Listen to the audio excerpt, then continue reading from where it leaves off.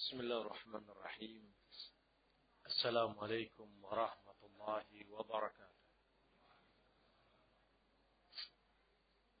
إن الحمد لله نحمده ونستعينه ونستغفره ونعوذ بالله من شرور أنفسنا وسيئات أعمالنا من يهده الله فلا مضل له ومن يضلله فلا هادي له.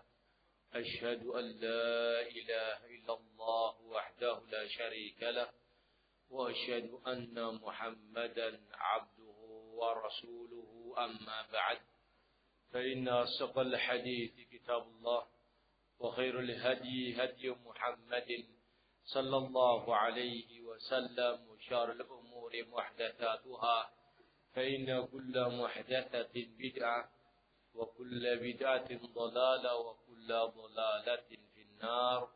أما بعد. Hadirin kaum muslimin rahimani wa rahimakumullahu jami'an.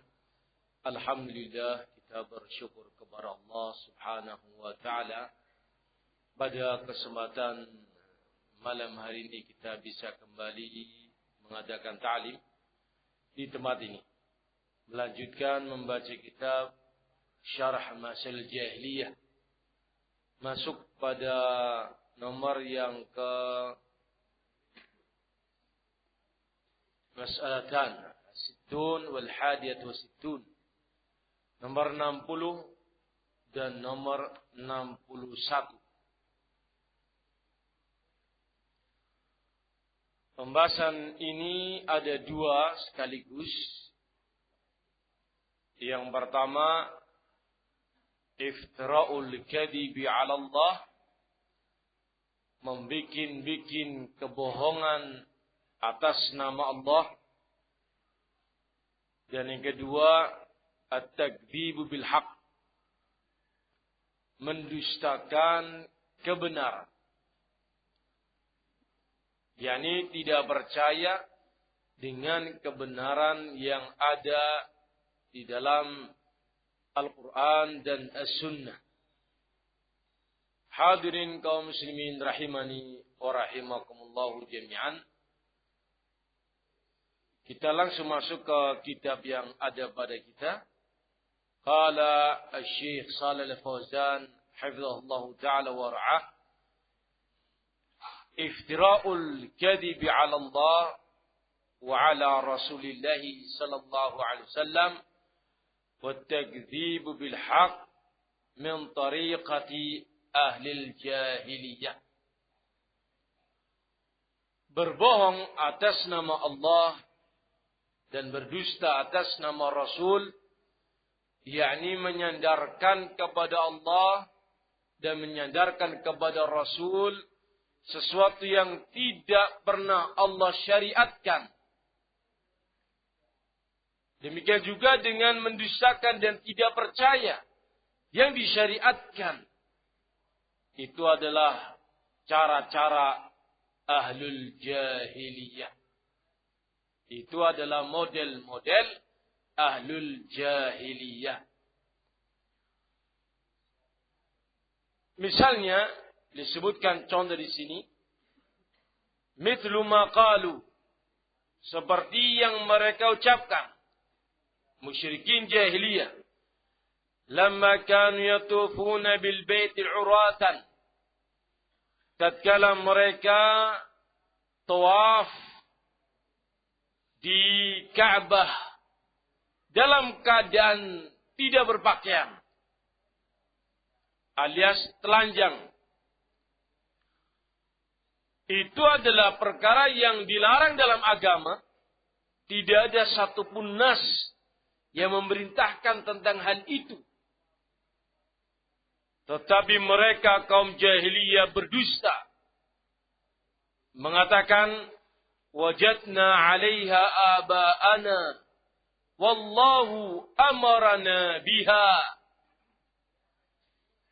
Kami dapati nenek moyang kami seperti ini. Tawaf dengan telanjang. Dan Allah pun memerintahkan kami tawaf dengan telanjang. Lihat kaum muslimin, ini adalah kebohongan yang nyata. Di mana mereka mengatakan Allah memerintahkan kami begini. Padahal Allah tidak memerintahkan untuk melakukan hal itu. Wahada minal kadhibi 'ala Allah. Dan ini termasuk berdusta atas nama Allah Subhanahu wa ta'ala. Ini salah satu contoh yang sudah pernah terjadi di zaman Nabi kita alaihi salatu wassalam. Turunnya ayat ini kepada Nabi kita menegaskan dan memberitahukan kebohongannya jahiliyah. Yaitu apa? Mengatakan Allah yang memerintahkan untuk kami tawaf dalam keadaan telanjang. Padahal itu diingkari oleh Allah Subhanahu wa ta'ala. Ternyata kaum muslimin, dosa yang satu ini itu bukan hanya berhenti pada kaum jahiliyah saja. Kaum kafirin dari kalangan ahlul kitab, Yahud dan Nasara, berdusta atas nama Allah Subhanahu wa ta'ala. Seperti yang telah kita lewati, mereka membuat kerahiban, sebuah amalan yang tidak ada dalam Islam, dalam agama Nabi Musa dan Isa. Tidak ada. Allah menyatakan itu dalam Al-Quran. وَرُهْبَانِيَةً إِبْتَدَعُوهَا مَا كَتَبْنَاهَا عَلَيْهِمْ. Kerahiban yang mereka mengada-adakannya. Mereka membikinnya dengan sendirinya. Kami tidak pernah memerintahkan kerahiban itu. yakni mereka tidak mau menikah ketika menjadi rahib, pendeta atau pastor, dikarenakan kata mereka menikah itu mengotori, supaya jiwa ini selalu dalam keadaan suci, maka tidak menikah. Kerahiban itu tidak sama sekali bagian dari perintah Allah. Namun mereka menyandarkannya pada agama yang Allah turunkan. Ini kedustaan, kebohongan, di mana Allah tidak mensyariatkan, tetapi mereka mengatakan ini adalah syariat Allah. Hadirin yang kemuliaan, dosa ini akan ada di tengah-tengah umat Islam yang melakukannya. Sebagaimana dosa-dosa sebelum ini, Nabi kita secara umum menyebutkan la tattabi'anna sunana man kana qablakum. Sungguh-sungguh akan ada di antara kalian orang-orang yang mengikuti jejak langkah kaum sebelum kalian, yakni Yahudi dan Nasara.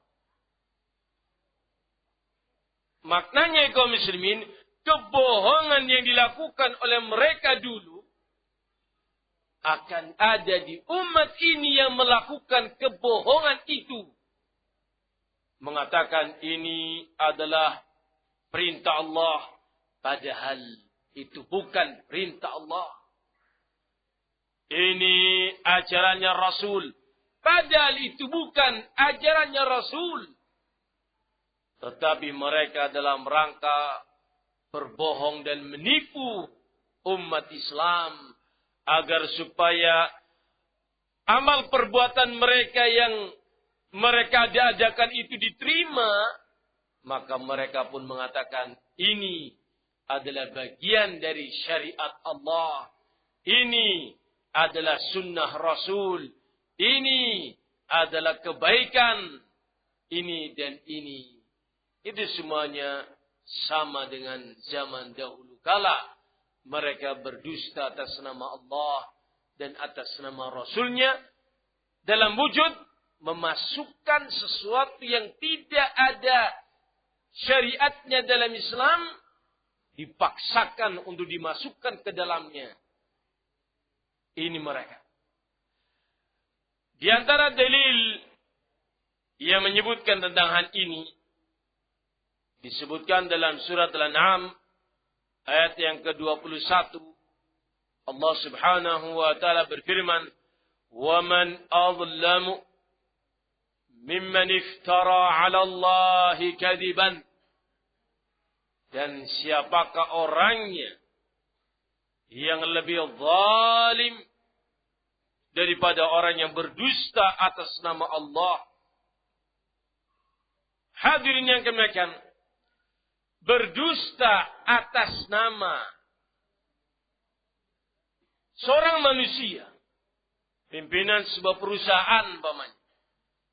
Karyawannya berdusta atas nama pimpinan, membuat surat edaran palsu, kemudian dibumbui tanda tangan palsu atas nama direktur. Ini merugikan, membahayakan, penuh dengan tipuan. Zalim yang seperti ini. Berdusta atas nama presiden umpamanya. Ini zalim. Ini akan menyebabkan berbagai macam kemungkaran yang merugikan negara.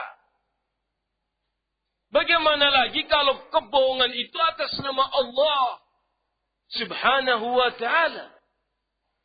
Ini halal. Kata siapa? Allah yang menghalalkan.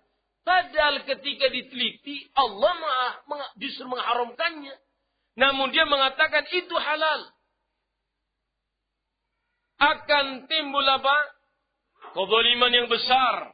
Umat akan memakan hal itu atau makanan tersebut yang dihalalkan olehnya atas nama Allah. Padahal itu hukumnya adalah haram. Ini mengerikan kaum muslimin. Ya. Atau seorang mengatakan, ini adalah perintah Allah. Siapa yang mengamalkannya maka akan mendapatkan ini dan itu. Ketika diteliti, itu tidak ada sama sekali dalilnya. Nabi kita tidak pernah mencontohi perbuatan itu. Allah tidak pernah menurunkan wahyu, memerintahkan melakukan hal itu.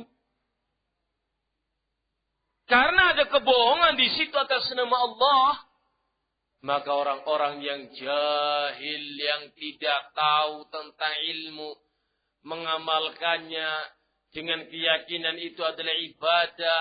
Ternyata kelak di akhirat itu tertolak, bahkan mendatangkan dosa sangat besar, melebihi daripada dosa-dosa besar. Yakni dosa bid'ah.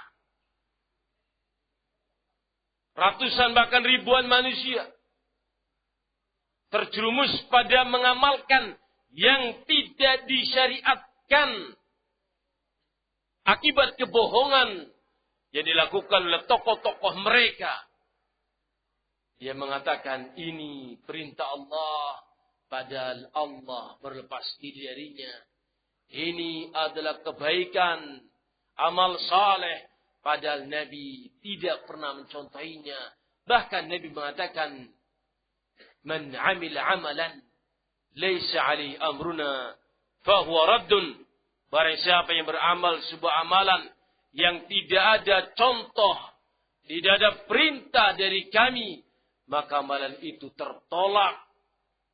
Tetapi akibat kebohongan itu menyebabkan banyak pihak yang terjerumus pada bid'ah dalam keadaan menyangka itu adalah baik.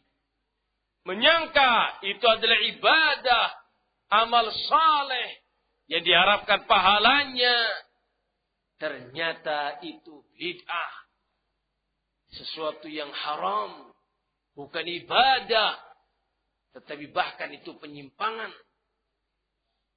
Semakin mereka semangat dalam melakukan yang bid'ah, bukan semakin taqarrub kepada Allah, tetapi semakin jauh dari Allah. Hal ini sebagaimana disebutkan Imam Al-Hasan Al-Basri, "Wa masdada sahibu bid'atin illa izdada minallahi bu'da. Tidaklah ahlul bid'ah itu semakin bersemangat dalam beramal, kecuali mereka akan semakin jauh dari Allah subhanahu wa ta'ala.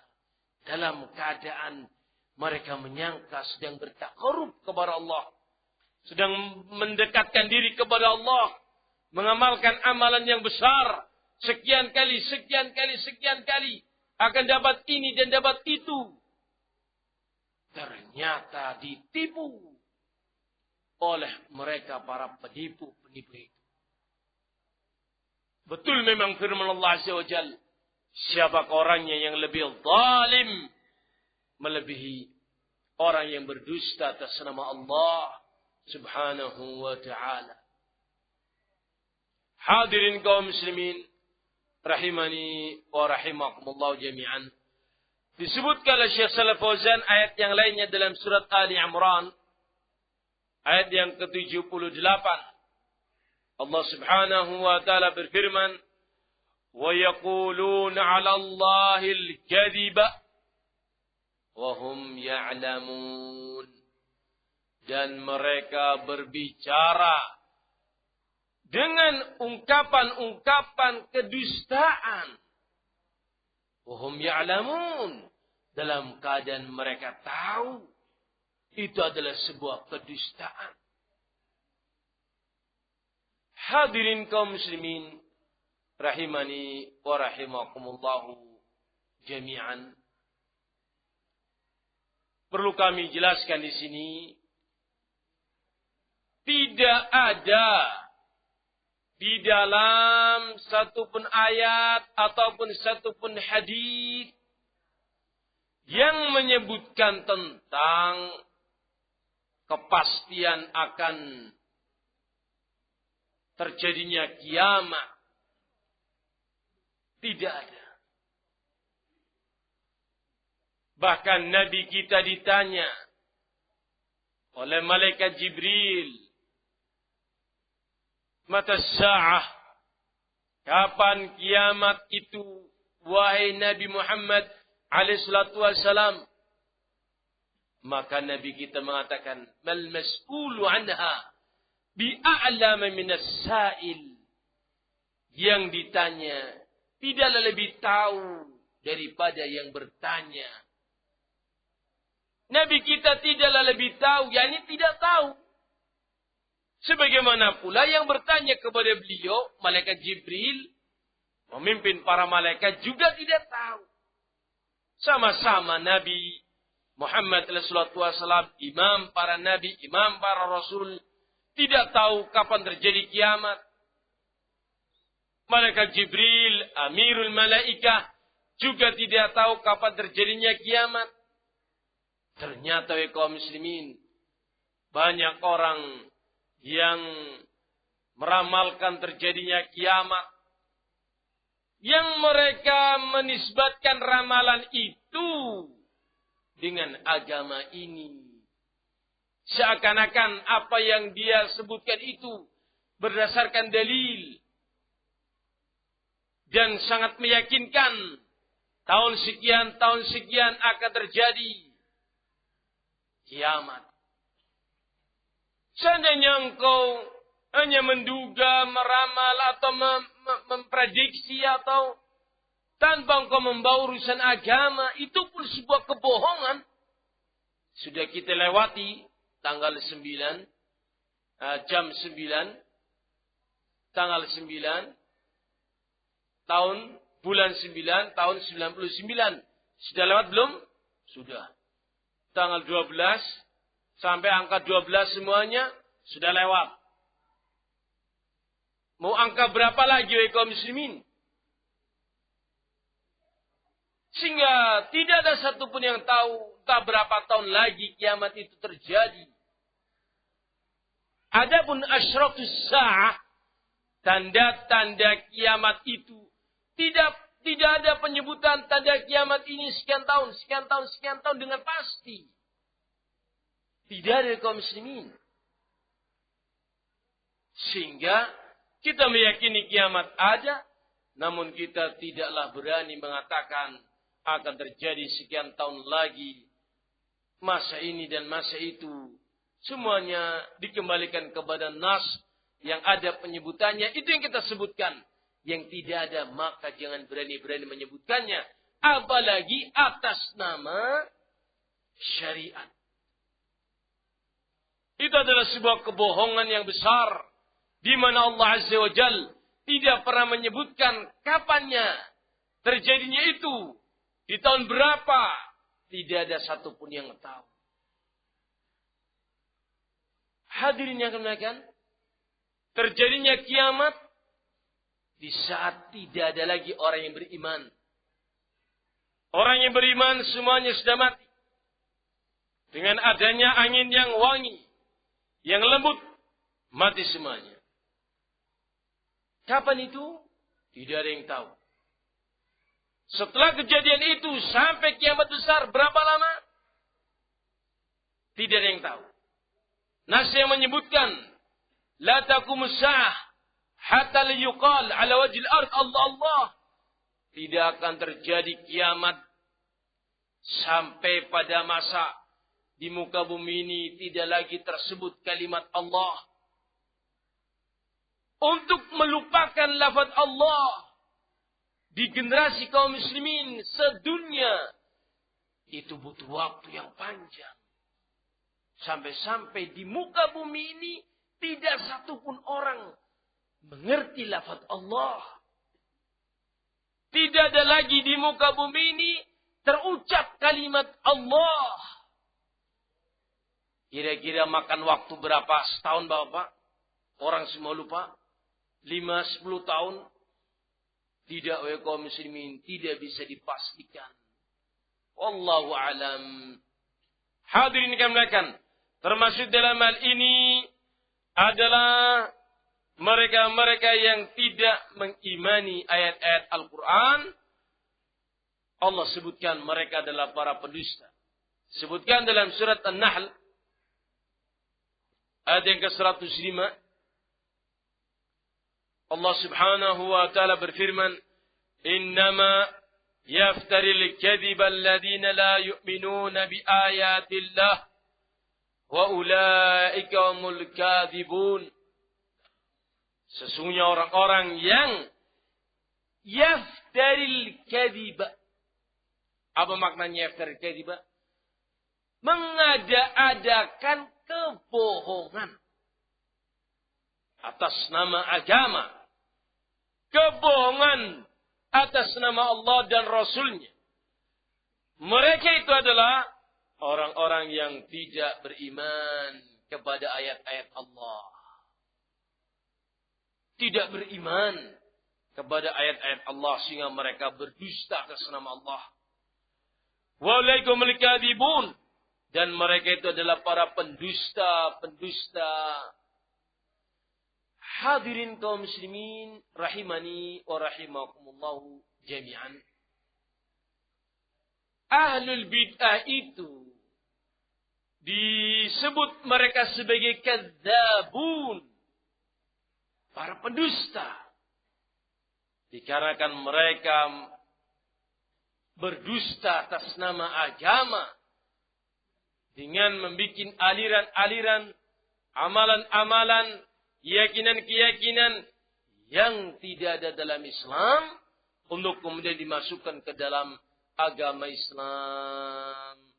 Betapa banyak orang-orang yang seperti itu yang kaum muslimin. Misal seperti keyakinan Allah ada di mana-mana. Ini bukan keyakinan dari Islam. Islam itu menyebutkan dalam Al-Quran Allah sendiri yang memberitahukan tentang zatnya. Ar-Rahmanu 'alal 'arsy istawa. Ar-Rahman, Allah yang Maha Rahman, beristiwa di atas arsy, berada di atas arsy. Allah sendiri yang menyebutkan itu. Ternyata ada pihak-pihak yang mengatakan Allah ada di mana-mana. Kemudian hal ini dinisbatkan kepada Allah Subhanahu wa ta'ala. Ini sangat mengerikan kaum muslimin. kebohongan dalam perihal akidah bisa sampai tingkatan kekufuran. Di zaman sekarang ini, kesyirikan dipoles sedemikian rupa dengan berbagai macam ibadah. Juga dalam rangka kebohongan, seakan-akan itu bukan syirik. Misal seperti jimat. Jimat itu disebutkan dalam hadis Nabi sallallahu alaihi wasallam, "Innar ruqa wat tamaima wat tiwalata syirkun." Sesungguhnya mantra-mantra, jimat-jimat dan ilmu-ilmu pelet dan yang sejenisnya itu semuanya adalah syirik. Dikarenakan tidak akan ada mantra-mantra, jimat-jimat, ilmu-ilmu pelet kecuali dengan bantuan dari bangsa jin. Itu syirik. Di zaman sekarang ini ada jimat yang islami. Apa tandanya? Nek nguyuh diuculi. Jangan tek jimatnya digawa nguyuh. Ini jimat islami katanya. Jimat mengenal toharoh wa kaum muslimin. Diwanti-wanti betul. Kalau kencing copot, jangan lupa bok nanti ngabar. Ngabar kayak panganan bae, Pak.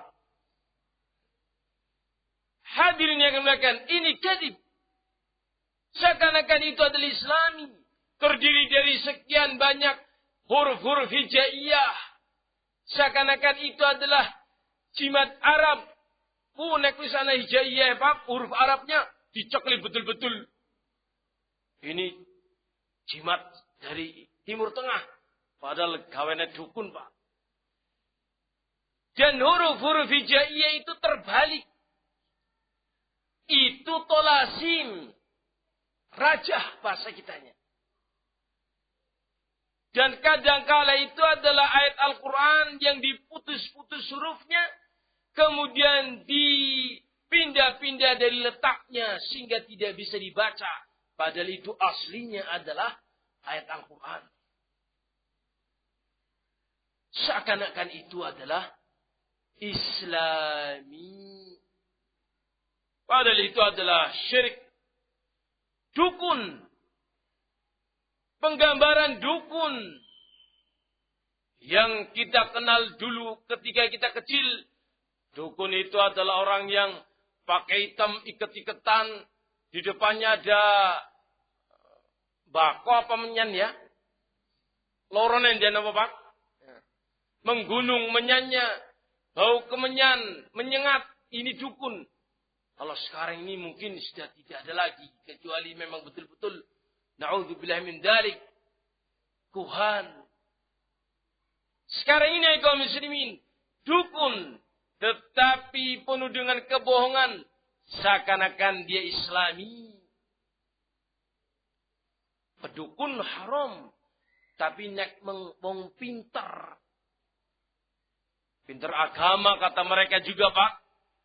Karena apa? Tirakat sholat, tirakat puasa, puasa mati geni. Ngerti puasa mati geni Pak? Ya. Puasa 3 hari, ngebleng. Itu semuanya seakan-akan adalah islami. Itu kebohongan kaum muslimin. Kebohongan atas nama agama.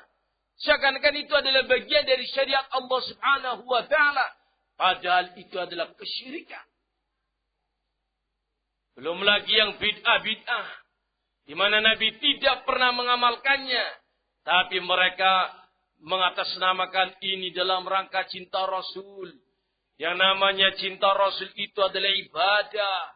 Maka yang kita lakukan ini walaupun Rasulullah tidak melakukannya. Tapi ini bagian dari ibadah karena kita cinta Rasul. Kebohongan. Al-kadhib. Maka mereka adalah wa ulaika humul kadhibun. Mereka adalah para pendusta besar. Yang menjadi korban bukan perkara duniawiyah. Tetapi yang menjadi korban perkara diniyah. Kalau penipu dalam perdagangan, itu urusannya gampang, Pak. Ditipu berapa? 1 juta. Lah 1 juta. Besok insya Allah akan dapat lagi. Ditipu berapa? 100 juta. Lumayan. Tapi itu masih uang.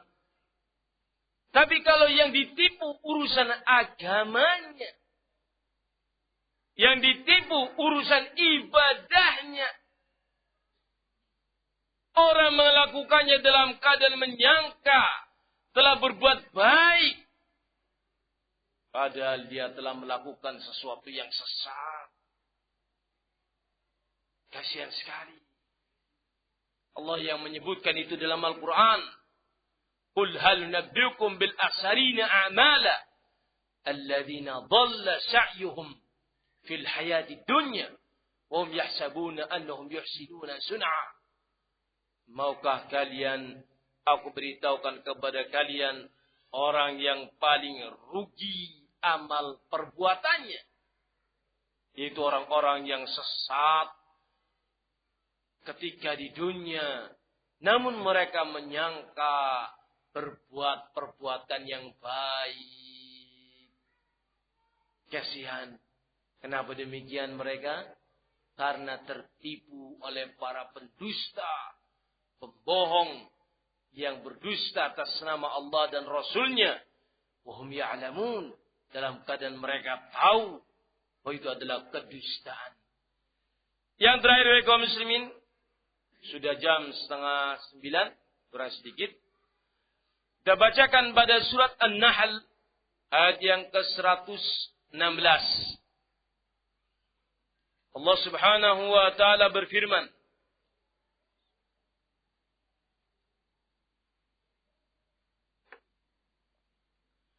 ولا تقولوا لما تصفوا ولا تقولوا لما تصف ألسنتكم الكذب هذا حلال وهذا حرام لتفتروا على الله الكذب إن الذين يفترون على الله الكذب لا يفلحون.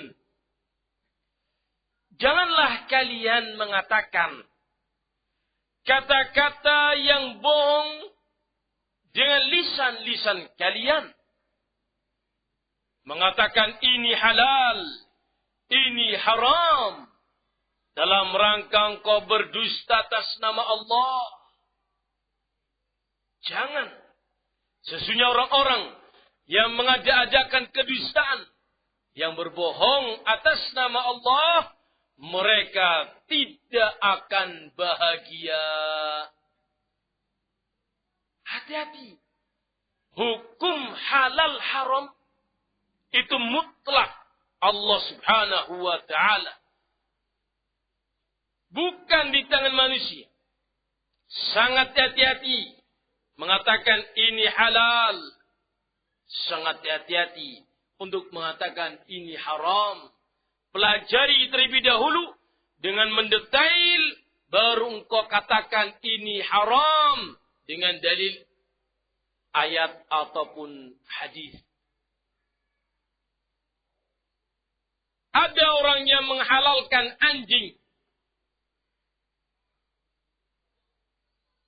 Sate apa kalau di beberapa tempat sate guguk apa? Sate segawon. Hadirin kaum muslimin rahimani wa rahimakumullah jami'an.